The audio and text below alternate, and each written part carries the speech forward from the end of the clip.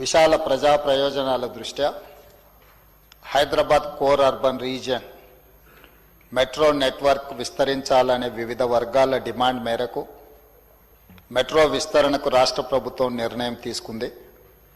విస్తరణకు ఉన్న అడ్డంకులను, ఎదురవుతున్న సమస్యలను లోతుగా సమీక్షించింది. ప్రస్తుతమున్న మెట్రో ఫేజ్ 1 మొత్తము 69 కిలోమీటర్ల మేరకు నిర్మాణం జరిగింది. ఫేజ్ 2A 76.4 కిలోమీటర్లు, ఫేజ్ 2B 86.1 కిలోమీటర్ల మేర విస్తరణ ప్రతిపాదనలు కేంద్ర ప్రభుత్వానికి సమర్పించడం జరిగింది. హైదరాబాద్ మెట్రో విస్తరణకు ప్రస్తుతం ఉన్న ప్రత్యేక పరిస్థితిని సభలో వివరంగా చర్చించడం శ్రీధర్ బాబు గారు వివరించడం జరిగింది.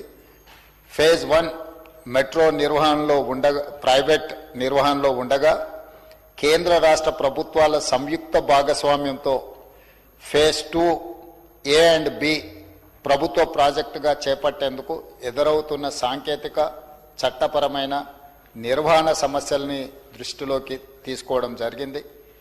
కేంద్ర ప్రభుత్వం లేవనెత్తిన అంశాలను పరిష్కరించేందుకు L&T సంస్థ నుండి మెట్రో ఫేజ్ 1 నెట్వర్క్ను రాష్ట్ర ప్రభుత్వం HMRL అంటే హైదరాబాద్ మెట్రో రైల్వే లిమిటెడ్ ద్వారా స్వాధీనం చేసుకునే నిర్ణయాన్ని ఈ సభ ఏకగ్రీవంగా ఆమోదించవలసిందిగా కోరుతూ, అదేవిధంగా మెట్రో ఫేజ్ 1 స్వాధీనం చేసుకునే ప్రక్రియకు రాష్ట్ర ప్రభుత్వం తీసుకున్న నిర్ణయాలను ఈ గౌరవ సభ సమర్థించి పూర్తి మద్దతు ప్రకటించాల్సిందిగా కోరుకుంటూ